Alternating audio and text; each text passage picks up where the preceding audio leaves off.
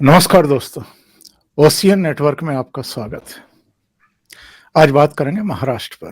और महाराष्ट्र पर मैं काफ़ी देर से बात कर रहा हूँ। पिछले करीब 20-22 दिन में कोई वीडियो इधर महाराष्ट्र की राजनीति पर और जो वहाँ पर लगातार मुद्दे इस समय हावी हैं उन पर बनाया नहीं। तो महाराष्ट्र से जुड़े हुए बहुत सारे दर्शक हैं जो चाहते हैं कि महाराष्ट्र पर भी कुछ ना कुछ हम बोलते रहें और जो वहाँ राजनीतिक गतिविधियां चल रही हैं थोड़ा उन पर भी रोशनी डालते रहें। हमारे बहुत सारे मित्र हैं जो महाराष्ट्र से ही ताल्लुक़ रखते हैं और लगातार उन पर प्रोग्राम बनाते ही रहते हैं, लेकिन मुझसे भी अपेक्षा रहती है। तो आज मेरे साथ बहुत ही चर्चित पत्रकार, बहुत ही लोकप्रिय पत्रकार प्रभाकर सूर्यवंशी जुड़ रहे हैं मुंबई से। प्रभाकर जी, बहुत स्वागत है। नमस्ते। धन्यवाद। प्रभाकर जी, इधर मैं देख रहा हूं कि महाराष्ट्र की राजनीति काफी गरमाई हुई है। उधर कर्नाटक की सीमा पर भी लगातार मोर्चे लग रहे हैं। संजय राउत बयान दे रहे हैं कि जैसे चीन घुस आया है भारत में, ऐसे ही हम कर्नाटक में घुसेंगे जाकर। अरे भाई, कौन रोक रहा है? कहीं से भी जाकर के चले जाओ। अगर आपको कर्नाटक की चाय पीनी है या खाना खा करके आना है या वहाँ के लोगों से मिलना है तो कोई रोकेगा नहीं आपको। पर अगर आपको राजनीति करनी है, डेमोन्स्ट्रेशन करने हैं, वीडियोग्राफी, फोटोग्राफी करानी है, राजनीतिक लाभ लेना है, मोर्चेबंदी करके आपको एक माहौल बनाना है, तब कानून व्यवस्था का प्रश्न बनता है, वहाँ की सरकार भी खड़ी होगी। लेकिन जिस तरह का माहौल हमने सदन के भीतर देखा, मुंबई की सड़कों पर देखा, उस पर हम आएंगे। लेकिन सबसे पहले जो इस समय सबसे गर्म टॉपिक है मेरी दृष्टि में, वो है कि जो दिशा सालियन की संदिग्ध मौत हुई थी, उस मामले में गृह मंत्री और उप मुख्यमंत्री देवेंद्र फडणवीस द्वारा एसआईटी के गठन की घोषणा। और ये माना जा रहा है कि जिस तरह का एग्रेशन इधर उद्धव ठाकरे परिवार का रहा है, आदित्य ठाकरे का रहा है, बार बार एकनाथ शिंदे को, उनके साथियों को गद्दार बताना, उनको एक तरीके से गाली गलौज करना, नागपुर वाला मसला उठा देना, जबकि उद्धव ठाकरे सरकार में मंत्री रहते हुए ही वो जमीन का आवंटन किया गया था। अचानक इनको इस तरह की चीजें याद आ जाती हैं। तो ये जो एसआईटी का गठन हुआ है, ये माना जा रहा है कि पॉलिटिकली ठाकरे फैमिली की मुसीबतें बढ़ सकती हैं। आपका क्या आकलन है? दिशा सालियन का जो मैटर है, तो 2 साल पुराना, मतलब 2020 का है ये। तो सुशांत सिंह राजपूत के पहले 2 दिन उनकी मौत हुई थी। ये जो मौत है उसको शुरू शुरू में खुदकुशी करार कर दिया गया था। बाद में फिर उसके ऊपर बहुत सी बहस हुई। उसके माता पिता भी खुल के सामने आए दिशा सालियन के। उन्होंने कहा कि हमारी बेटी के मृत्यु के पश्चात उसके इज्जत के साथ खिलवाड़ न किया जाए। तो उनका ये जो अपील था, उसके बाद ये थोड़ा मामला सा जो था वो थोड़ा ठंडा पड़ गया था। जबकि बीच बीच में केंद्रीय मंत्री जो है हमारे नारायण राणे और उनके पुत्र नितेश राणे, वो बार बार इस मामले को तूल देने की कोशिश करते रहते। उनका ऐसा कहना भी है कि उनके पास कुछ पुख्ता सबूत है दिशा सालियन के मर्डर केस के बारे में। मैं मर्डर केस इसलिए कह रहा हूं कि नारायण राणे और उनके जो बेटे हैं नितेश राणे, वो हमेशा ऐसा कहते आए हैं मीडिया के सामने कि उनके पास सबूत है। नारायण राणे ने तो यहां तक कह दिया था कि उनके पास पोस्टमार्टम रिपोर्ट है दिशा सालियन की, जो असली रिपोर्ट है।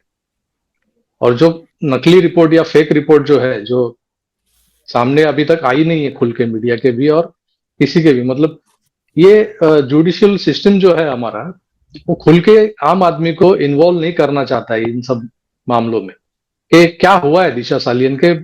ओवरऑल जो इन्वेस्टिगेशन हुआ है, किसने किया है? मुंबई पुलिस ने किया है, महाराष्ट्र पुलिस ने किया है, सीबीआई तो इसमें इन्वॉल्व नहीं थी। सुशांत सिंह राजपूत के मैटर में सीबीआई जब आना चाहती थी तो महाराष्ट्र गवर्नमेंट ने कैबिनेट में डिसीजन ले लिया कि हम सीबीआई को अलाउ नहीं करेंगे महाराष्ट्र में। जबकि हमारे संविधान ने इस तरह से कुछ प्रावधान बना के रखे हुए कि राज्य सरकारें सीबीआई को उनके राज्यों की अख्तियारी में रोक सकती है जांच करने के लिए। तो इन सब जो भी ये जो आयुध थे, ये जो इंस्ट्रूमेंट थे, इनका सहारा लेते हुए मौविया ने, महाराष्ट्र विकास आघाड़ी की जो सरकार थी, जो उद्धव ठाकरे जी के नेतृत्व में चल रही थी महाराष्ट्र में, उन्होंने अपना साख बचाने के लिए, अपनी बाहें टटोलने के लिए उन्होंने ये सब उस वक्त जो खेल खेले थे, और 2.5 साल में ऐसा कुछ हो गया कि सरकार बदल गई, ये जो मामला थोड़ा सा ठंडा पड़ गया तो फिर से गरमाने लगा है। दिशा सालियन के बारे में जो कुछ भी परसों सदन में हुआ, महाराष्ट्र की सदन में, उसके पीछे एक बात ये थी कि उसका ट्रिगर पॉइंट दिल्ली में था। संसद में शिवसेना, बाला साहब ठाकरे शिवसेना जो है, उस गुट के जो नेता है राहुल शेवाड़े MP, उन्होंने वो AU करके कौन है जिसने 42 बार रिया चक्रवर्ती को कॉल किया था, तो वो कौन है इसके, ये उन्होंने वहां पे वो चिंगारी जला दी और वहीं से वो मामला गरमाया गया और नागपुर तक आके पहुंचा। नागपुर में आने के बाद ये AU कौन है इसे ढूंढने के लिए फिर दिशा सालियन का मामला भी उछाला गया, और उसी सिलसिले में देवेंद्र फडणवीस और एकनाथ शिंदे जी ने SIT की घोषणा कर दी कि SIT गठित होगी और इसका फिर से तपास होगा। मगर मेरा ऐसा मानना है कि जिस तरह से संसद में राहुल शेवाले जी ने उस दिन ये मामला उठाया था, बहस चल रही थी नारकोटिक्स, जो एंटी नारकोटिक्स का जो कानून बन रहा है, उस पे बहस चल रही थी, और उस बहस को पकड़ते हुए उन्होंने ये मामला, उसमें सुशांत सिंह का भी उसमें घुसेड़ दिया। साथ साथ में ये AU का नाम निकाल के उन्होंने वहां से ट्रिगर पॉइंट दबा दिया। गरमाना था महाराष्ट्र की राजनीति को गरमाने के लिए, उन्होंने वहां दिल्ली से वो ट्रिगर दबा दिया था, और जैसा होना चाहिए था वैसा यहाँ पे हुआ। महाराष्ट्र की राजनीति फिर से गरमाई गई। मीनवाइल उसके पहले जो आपने अभी इसका जिक्र किया कि नागपुर के जो NIT का जो मामला है, जो प्लॉट का, वो भी तूल पकड़ रहा था। उसके एग्जैक्ट एक दिन पहले सदन में उस मामले की वजह से भी बहुत बहस हुई थी, बहुत गरमाया गया था माहौल। उसको थोड़ा ठंडा करने के लिए ये SIT का मामला निकला, दूसरे दिन उस पर बहस हुई, फिर SIT गठित करने की बात हुई। दिशा सालियन के मैटर में SIT गठित होने के बाद जो इंस्ट्रक्शन दिए गए हैं SIT को, और SIT ने जो भी अपने जो पब्लिकेशंस कल परसों उन्होंने डिक्लेयर किया, उन्होंने ऐसा बोला है कि अगर किसी के पास कुछ सबूत है तो हमारे सामने आए और हमें पेश करे। तो इसमें सबसे पहला सबूत की बात अगर किसी की आती है तो वो नारायण राणे और उनके पुत्र नितेश राणे, जो आज तक मीडिया के सामने जाके बोल रहे थे कि हमारे पास सबूत है। तो अभी उनका कर्तव्य है कि वो SIT के सामने जाए और उनके पास जो भी पोस्टमार्टम रिपोर्ट या और कुछ भी सबूत है, जैसा उन्होंने कहा कि हमारे पास CCTV फुटेज है, हमारे पास कुछ वीडियोज है, कोई काली मर्सिडीज वहां जब घूम रही थी या गुजरी वहां से 8 जून 2020 को, तो ये सब उनके पास अगर पुख्ता सबूत है तो मेरा ख्याल है कि उन्होंने SIT के साथ उसको साझा करना बहुत जरूरी है, और हो सके अगले कुछ दिनों में ये हो जाए, और फिर ये दिशा सालियन का जो भी केस है, उसकी जो गुत्थी अभी तक उलझी हुई है, वो सुलझ जाएगी, ऐसा मुझे लग रहा है।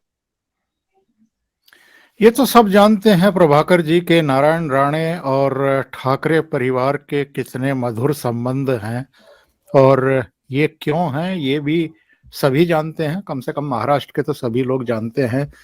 और कितना प्रेम भाव है, केंद्रीय मंत्री रहते हुए भी उनके एक बयान को लेकर के तब के मुख्यमंत्री ने उनको अरेस्ट भी करा लिया था। हालांकि उसमें कुछ ही घंटों के बाद रात में 12-1 बजे तक उनको जमानत भी मिल गई थी।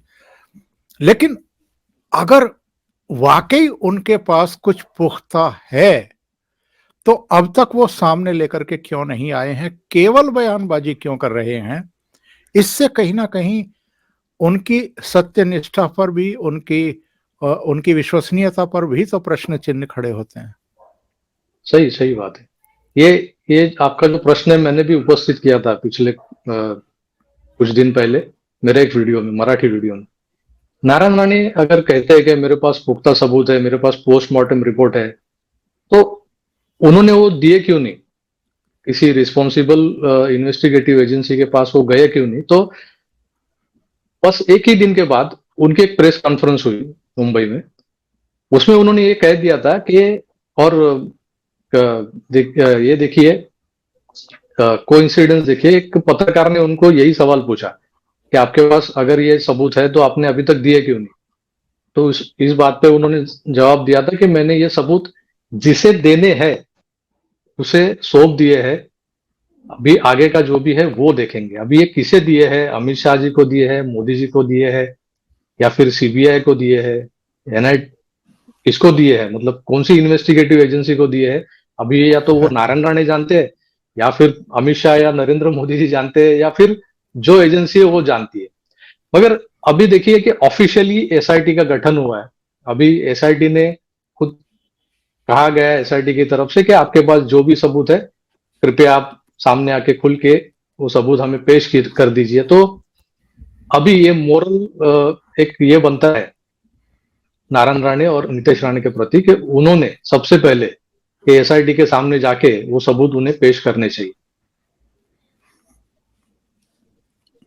इस मामले में होने वाला क्या है, क्योंकि दिशा सलियन के माता पिता का जो रुख है वो तो एक तरीके से न्यूट्रल है, बल्कि उन्होंने तो इस पर आपत्ति दर्ज की है कि अब जब हमने मान ही लिया है कि वो नशे में थी, संभल नहीं पाई, गिर गई, नीचे उसकी मौत हो गई, तमाम तरह की बातें जो उनके सहयोगी हैं या उनके साथी हैं या जो मूल शिवसेना है उनके नेताओं की तरफ से कही गई हैं, जो पब्लिक डोमेन में भी हैं। ऐसी स्थिति में दिशा सलियन की मौत को और सुशांत सिंह राजपूत की मौत को आपस में लिंक करना, या दिशा सलियन के साथ रेप हुआ था, कुछ जोर जबरदस्ती हुई थी, कुछ कांड वहां पर उस दिन हुआ था, इस तरह की तमाम बातें जो हैं वो कही जाती रही हैं। एसआईटी के पास ऐसा क्या होगा, मतलब मुद्दा क्या है, गवाह कौन से होंगे जो इस जांच को आगे लेकर के जा सकते हैं, या बस सिर्फ ये एक ठाकरे परिवार पर प्रेशर बिल्डअप करने का एक मुंह है, इसके अलावा कुछ नहीं है? देखिए, एसआईटी का पहला उद्देश्य जो है गठित करने का, वो तो ठाकरे परिवार पे एक प्रकार का दबाव निर्माण करना या प्रेशर क्रिएट करना, ये तो है ही, वो छुपता नहीं है, वो छुप नहीं सकता है। सेकेंडली, एसआईटी को किस कौन से लाइन पे ये करना, इन्वेस्टिगेशन करना है, वो उनके सामने क्लियर है। क्योंकि आज तक जितनी भी बातें दिशा सालियन को लेके या सुशांत सिंह राजपूत के बारे में लेके हुई है, जो जो निगेटिव पार्ट जो है कि एक तो दिशा सालियन पे रेप हुआ था, फिर उसे ऊपर से ढकेल दिया गया था। एक तीसरी बात भी है कि वो जब गिरी थी वहां से ऊपर से, तो नीचे जब उसकी बॉडी मिली, जिन्होंने पहले पहले देखा है उसको, जो जो फर्स्ट हैंड रिपोर्ट जिसे कहते हैं, उनमें से किसी ने कहा था कि उसके शरीर पे एक भी कपड़ा नहीं था। ये बहुत बड़ी एक बात है जो हमेशा झुठलाई गई है। अभी वहां के सीसीटीवी फुटेज जो थे उनके बिल्डिंग के 2 दिन के मिल नहीं रही है। उसका जो डीवीआर था, जो जिसमें रिकॉर्ड हुआ था, वो भी गायब है। 8 और 9 तारीख के, मतलब 8 की रात और 9 की सुबह, जो बिल्डिंग का एंट्री रजिस्टर होता है जिसमें आने जाने वाले की एंट्री की जाती है, उसके पन्ने फटे हुए मिले। तो ये जो चीजें है, उस दिशा में भी एसआईटी को थोड़ा सा ध्यान देना होगा, तवज्जो देनी होगी कि इस दिशा में थोड़ा सा इन्वेस्टिगेशन किया जाए कि वो कौन लोग थे जिन्होंने दिशा को गिरते हुए देखा था। वो कोई चाइनीज का एक ठेला है वहां पे, जो रोड है मलाड का, जन कल्याण नगर का, जी जी। वो चाइनीज वाले ने कहा है कि मैंने कुछ देखा है करके। उस दिन से वो चाइनीज वाला गायब है, वो कहा गया, उसे भी ढूंढना चाहिए। वो जो वॉचमैन ऑन ड्यूटी था उस दिन दिशा की सोसाइटी में, उसको भी निकाला गया नौकरी से, तो उसे ढूंढा जाए।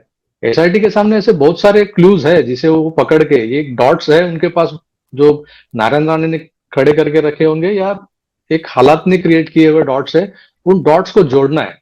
अगर वो जोड़ते जाएंगे तो कुछ ना कुछ तो हासिल होगा। और दिशा सालियन से लेके सुशांत सिंह के 3 या 4 दिन के बाद उसका सुसाइड, इसका कुछ तो इंटरलिंक होगा, इंटरकनेक्शन होगा, ये हम लोग नकार नहीं सकते आज। क्योंकि ये जो कुछ भी बॉलीवुड के अंदर जो चल रहा था, सुशांत सिंह को जिस तरह से काम ना मिले इसलिए जो एक मुहिम चलाई गई थी, उसके पीछे कौन है? नेपोटिज्म की बात चली थी, फिर ये ड्रग्स रैकेट वाले जो लोग हैं, ये बिल्कुल। सब चीजें जो है वो एक एक डॉट्स है। उस डॉट्स को जोड़ना एसआईटी को, एसआईटी के सामने की चुनौती है। मगर मेरे ख्याल से एसआईटी अगर ईमानदारी से अगर अपना काम करे तो जरूर मुझे लगता है कि दिशा सालियन के केस में भी कुछ ना कुछ मिलेगा और सुशांत सिंह राजपूत के केस में भी कुछ ना कुछ मिलेगा। अच्छा प्रभाकर जी, ये जो कर्नाटक की सीमा पर डेमोन्स्ट्रेशंस चल रहे हैं, हम तो घुसेंगे, चीन की तरह घुस जाएंगे, इस तरह के बयान देना और तमाम तरह का एक सीन क्रिएट करना, फिर मुंबई में एमवीए यानी तीनों दलों का मिल करके एक मार्च निकालना, शक्ति प्रदर्शन करने की कोशिश करना। हालांकि देवेंद्र फडणवीस ने कहा कि ये टाइम टाइम फिस हो चुका है। कहा गया था कि अब तक का सबसे बड़ा शक्ति प्रदर्शन होगा, इतनी भीड़ जुटेगी, लेकिन जहां जिस मैदान में हमने जाने के लिए कहा था ताकि इनका भेद खुल जाए कि कितनी भीड़ है, ये वहां गए नहीं। तमाम तरह की बातें हो रही हैं। इधर नागपुर वाला मसला उठा दिया गया जमीन का। ये सब क्या बीएमसी चुनाव की तैयारी हो रही है, गोलबंदी की जा रही है, माहौल को गरमाने की कोशिश है ताकि राजनीतिक लाभ उठाया जा सके? शिवसेना डरी हुई है कि बीएमसी से भी बाहर हो गए तो फिर प्राणवायु भी एक तरीके से छिन जाएगी उनसे, इसलिए ये सब किया जा रहा है। बिल्कुल शिवसेना डरी हुई है। शिवसेना का डर अभी मेरे ख्याल से और बढ़ गया होगा। ये जो मोर्चा जो निकला लास्ट वीक में, वो अमूमन उन्हें लगा था कि शिवसेना मुंबई में आज भी अपनी ताकत रखे हुए है, ऐसा हम लोग भी मान रहे थे। जो पत्रकार है, जो करीब से देखते हैं मुंबई की शिवसेना का जो भी चाल चलन है, जो हालचाल है। मगर हुआ यूं ओमकार जी, ऐसा है कि शिवसेना की ताकत जो है वो छोटे से छोटा शिव सैनिक है जो रास्ते पे उतरता है, ना कि उद्धव ठाकरे, आदित्य ठाकरे। और ये ताकत रास्ते पे उतरती हुई जब दिखती है, जब जैसा कि आपने देखा होगा कि महाविकास आघाड़ी के दौर में जब ये नवनीत राणा का इशू हुआ था, तो उसके घर के सामने कितनी बड़ी तादाद में उन्होंने एजिटेशन किया था, प्रोटेस्ट किया था। कितने लोग आए थे, शिव सैनिक थे, बूढ़े भी थे, जवान भी थे। तो ये सब एक इंस्टिंक्ट होता है ना, जो शिवसेना का इंस्टिंक्ट था, उसके ऊपर भरोसा रख के उद्धव जी ने ये मोर्चा निकालने की सोची थी कि ताकि कुछ हमारी ताकत दिखे मुंबई में। साथ में राष्ट्रवादी एनसीपी और कांग्रेस भी है, तो उनकी भी कोई ताकत होगी मुंबई में। उन्हें यह भी कहा गया था कि हो सके तो आप मुंबई के बाहर के भी आपके कार्यकर्ताओं को बुलाइए। गाड़ी की व्यवस्था की गई थी। इतना होने के बावजूद जो महाविकास आघाड़ी का महामोर्चा जो अपेक्षित था मुंबई में, वो महामोर्चा ना होते हुए नैनो मोर्चा हो गया। कि देवेंद्र जी ने कहा कि ये नैनो मोर्चा है, क्योंकि जो स्टेट सीआईडी ने उनके ऊपर वॉच रखा था वो मोर्चे पे, तो उनके हिसाब से उनका हेड काउंट कुछ 42 से 45 हजार का काउंट था। और ये लोग इसीलिए आजाद मैदान में नहीं गए क्योंकि वहां जाते तो वह फंस जाते। उधर जाके इतने कम तादाद जो दिखती लोगों की, तो वो खुला हो जाता था कि कितने लोग आए हैं यहाँ पे।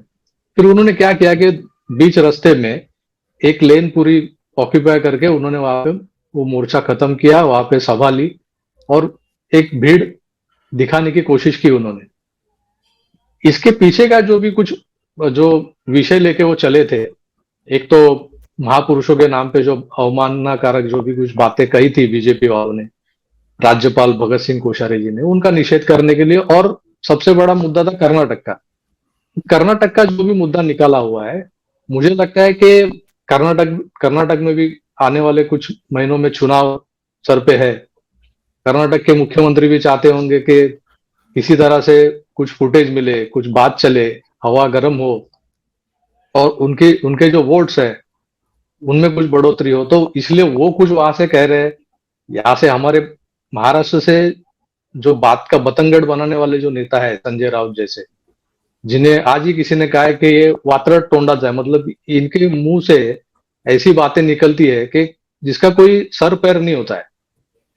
ये ऐसे ही बातें करते करते उन्होंने बंटा ढार कर दिया था ये महाविकास आघाड़ी का। 2.5 साल तक ये सरकार चली थी, शायद वो आगे आने वाले 2.5 साल भी चल जाती थी, जिस तरह से वो चला रहे थे तीनों गुट मिला के। इन तीनों गुटों का बंटा ढार करने वाले अकेले संजय राउत थे, जो सुबह रोज उठ के मीडिया के सामने कुछ भी जाके बतिया दे देते और कुछ ऐसा उठ पटांग कुछ बोल देते थे कि उसकी वजह से दिन भर मीडिया में वो चर्चा में रहते थे। और यही सही। सब उनकी जो बातें हैं वही ये महाविकास आघाड़ी को लेकर डूबी। अभी ये कर्नाटक के बारे में भी उन्होंने वही बात की कि हम चीन के जैसा हम घुस जाएंगे। इस बात से उनको एक तीर में दो निशाने मारने थे। एक तो उनको मोदी सरकार, केंद्र की सरकार है, उसके ऊपर भी एक तीर चलाना था कि चीन घुस गया है, चीन के जैसे घुसना है, मतलब चीन घुस गया है। कि उनको इस बात लेकिन अपने वो एक वाक्य से उनको ये करना था। लगता है ये अब तीर तो वापस मुड़ करके उन्हीं के भीतर घुस गया है, हाँ, ये उड़ता क्योंकि तीर ऐसे ही होता है हमेशा। ये क्योंकि जो उड़ते लोगों तीर में होते हैं वो, बिल्कुल बिल्कुल, जी जी, हाँ अपनी बात पूरी करिए। हाँ, ये हवा का रुख जैसे पलटता है तो वो उल्टे आके घुस जाते, बूमरैंग होता है इसका। ये बात उन्होंने ऐसी की थी कि बोमई जी ने फिर कल बोल दिया कि ये देशद्रोही है, ये चीन के एजेंट है। अभी ये वर्ड्स पकड़ के भी महाराष्ट्र में अभी कुछ शुरू करने का, मतलब इस बात का भी बतंगड़ बनाने की तैयारियां शुरू है। मगर संजय राउत जी को समझना चाहिए कि जो बात अभी तक कोर्ट में पेंडिंग है, जो सीमावाद है, उसे महाराष्ट्र की जो सरकारें थी, पहले कांग्रेस की सरकार थी, शरद पवार 4 बार मुख्यमंत्री थे महाराष्ट्र के। आज शरद पवार ने भी जब ये बात शुरू शुरू में जब तूल पकड़ने लगी तो उन्होंने बोला कि मैं बेलगांव जाऊंगा और फिर मैं ये करूंगा। आपने 4 बार जब आप सीएम थे तभी आपने क्यों कुछ नहीं किया? अभी इस उम्र में जब आपसे चला नहीं जा रहा है, आपसे बात नहीं हो पा रही, आप बेलगांव जाके क्या करोगे? बस सिर्फ ये जो नई सरकार है उसका विरोध करना है, इसलिए आप कुछ भी बोल रहे हो, लोगों को भड़का रहे हो। जिस वक्त आप जब सत्ता में थे तब आप क्या बात कर रहे थे कि ये मुद्दा न्याय प्रविष्ट है, हमको न्यायपालिका का आदर करना चाहिए, जो वहां से फैसला आएगा हम मानेंगे। तो अभी आपको न्यायपालिका श्रेष्ठ क्यों नहीं लग रही है? ये सब शरद पवार और उनके जो सहयोगी पार्टियां है, जो आज वो उनके साथ में चल रही है, इनकी सब नीति है। और इसको, वातावरण को कैसे गर्म करना है आने वाले चुनाव के लिए। अभी ये ग्राम पंचायत के चुनाव हो गए, उसमें भी उनको अपने ताकत पता चली है।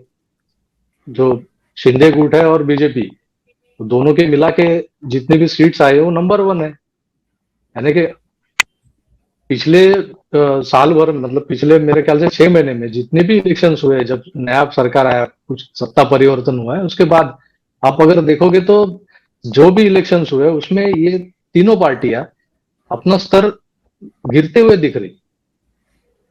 तो शरद पवार हो या संजय राउत हो या उद्धव ठाकरे हो, ये इनके मुंह से जो भी निकलता है उससे उनकी पार्टियों को नुकसान ही हो रहा है। प्रभाकर जी, महाराष्ट्र में लोग इस बात की चर्चा तो कर ही रहे हैं कि जून से पहले तक तो उद्धव ठाकरे ही मुख्यमंत्री थे, शरद पवार और कांग्रेस उसके सहयोगी थे। तब इनको ये कर्नाटक वाला मुद्दा याद क्यों नहीं आया, और अब विपक्ष में हैं तो अब इनको ये याद क्यों आ रहा है? दूसरी बात, जो नागपुर वाला जमीन आवंटन वाला मामला है, उसमें हाई कोर्ट की फाइनल जो है वर्डिक्ट आ भी गई है कि ये मामला खत्म है। इसके बावजूद उस पर बयानबाजी करना, एसआईटी गठित हुई है दिशा सालियन पर, तो आदित्य ठाकरे का बयान कि साहब ये जो जमीन घोटाला है इससे ध्यान डाइवर्ट करने के लिए ये एसआईटी का गठन किया गया है, हम लोग डरते नहीं हैं।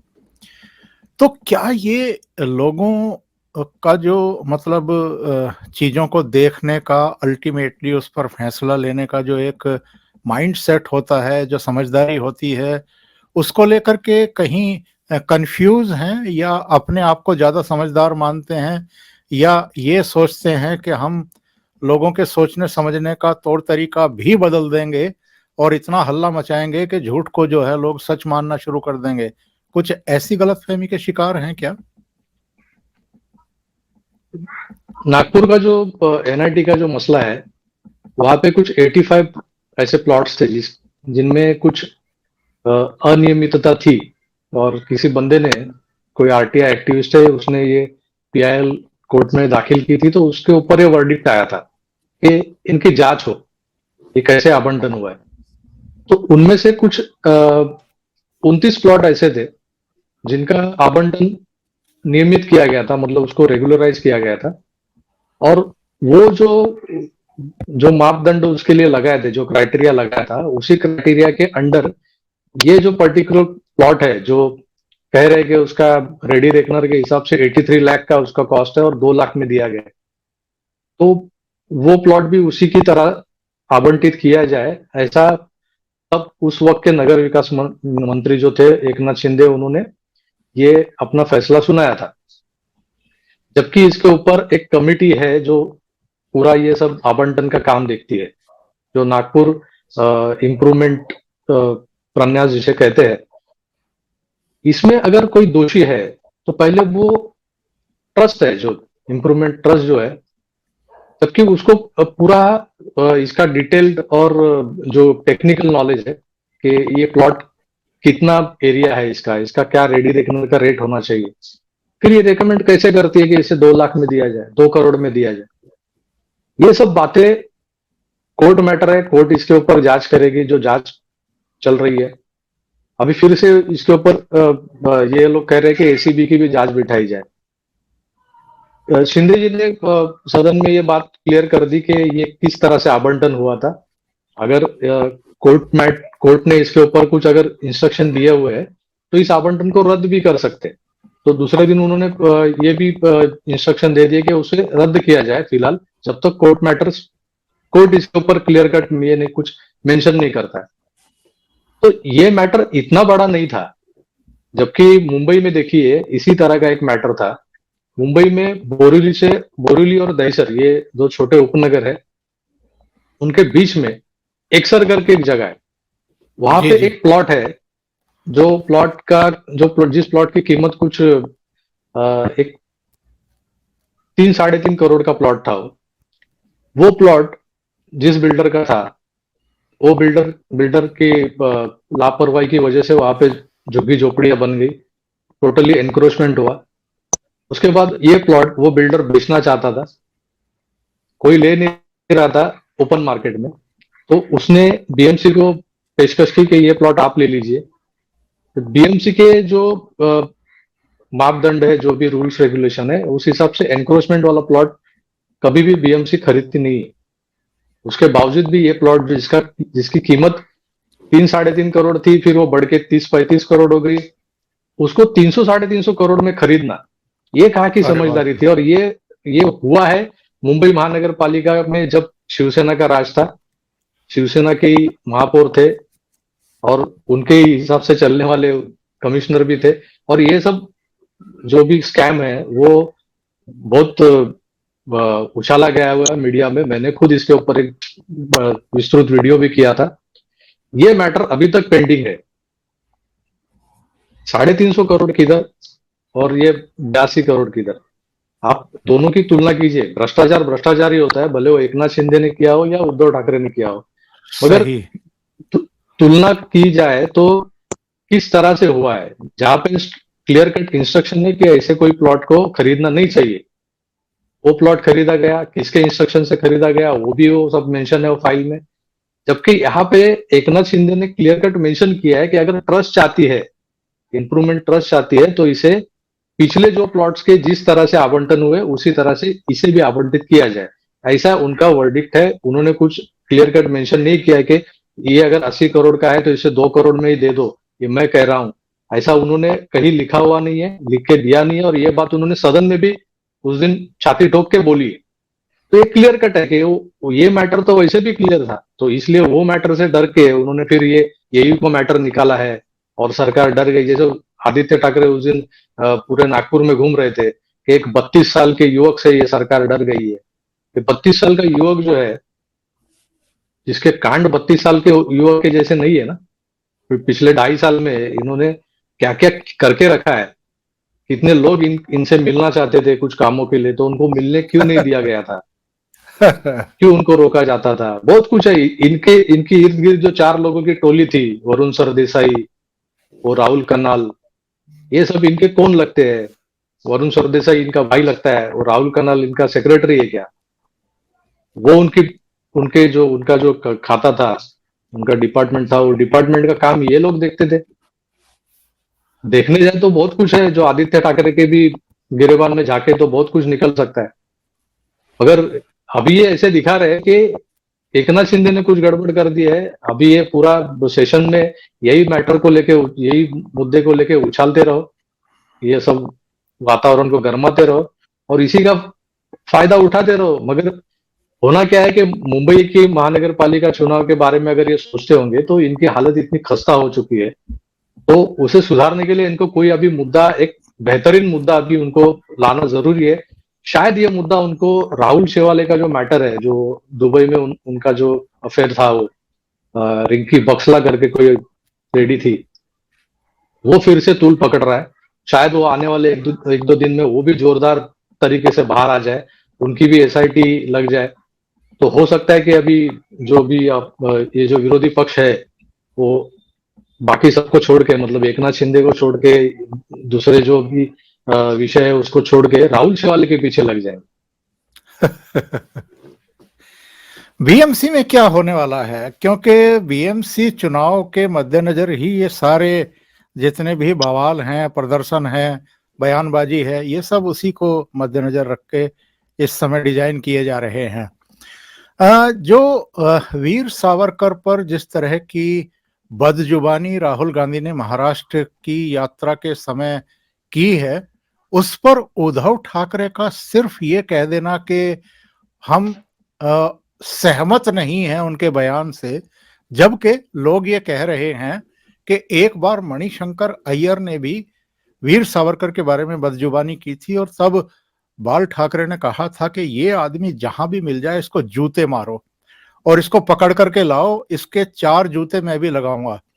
तो शिवसेना में इतना बड़ा परिवर्तन आ गया है कि जो महापुरुष हैं महाराष्ट्र के, जिनके बारे में कोई जरा सी बात कह दे तो बवाल खड़ा हो जाता है, बहुत संवेदनशील मामले हैं, उन पर जो बाल ठाकरे ने कहा था उसके उलट उनके बेटे कहते हैं कि हम सहमत नहीं हैं इनके बयान से। मतलब कोई गाली दे अगर महापुरुषों को, उनके बारे में कहे कि वो गद्दार थे, अंग्रेजों से मिले हुए थे, उन्होंने माफी मांगी थी, नाक रगड़ी थी, नौकर बताया था खुद को अंग्रेजों का, और आप कह दें कि सिर्फ कि हम सहमत नहीं हैं इनके बयान से। इतनी बदल गई है शिवसेना, और लोगों में किस तरह के रिएक्शन है इनके इस बयान पर? शिवसेना बदल गई है, ये तो आपने पिछले 2.5 साल पहले ही देखा था। उनमें बदलाव आया, इसलिए वो शरद पवार और कांग्रेस के साथ चले गए।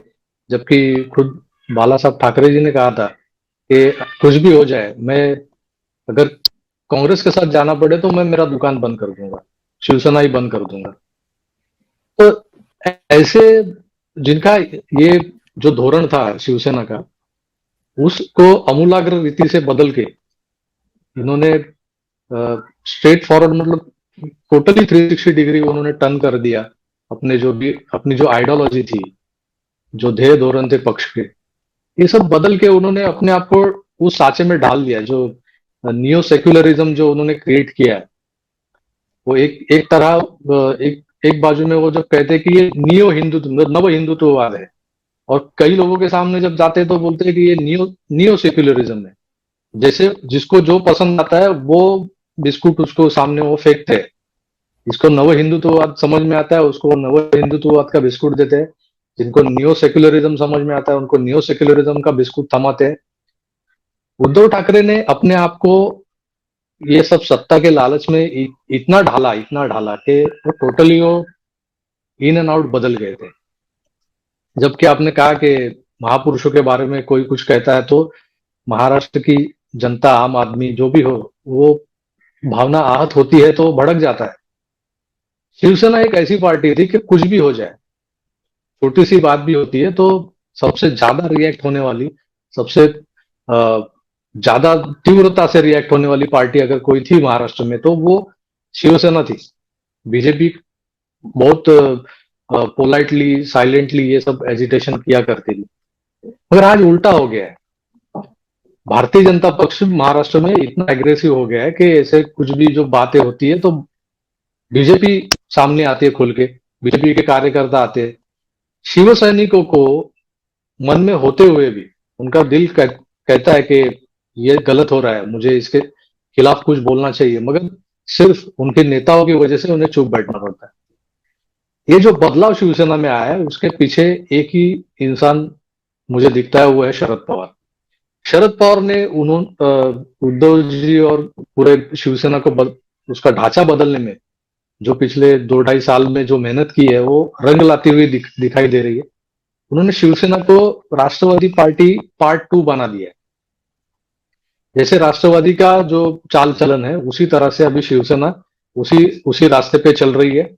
और ये सब जो है, ये जो बदलाव शिवसेना में आया हुआ है उसका जो खामियाजा भुगतना पड़ेगा वो आने वाले बीएमसी चुनाव, और वो अभी खुल के इनको इनके समझ में नहीं आ रहा है।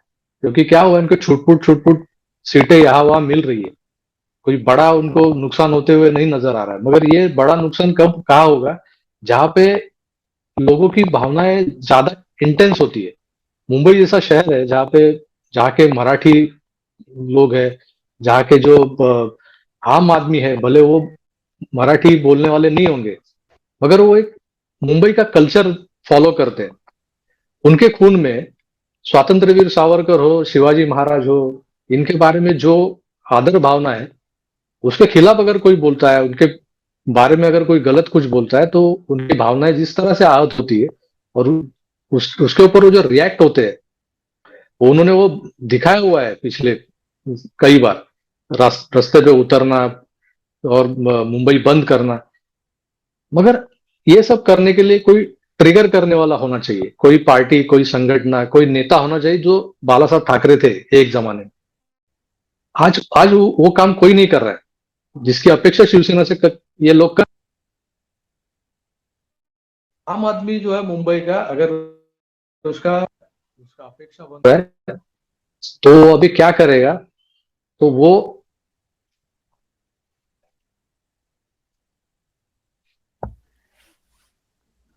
जी तो वो इस सब चीज का जो अपना रिएक्शन है वो रिएक्शन में देगा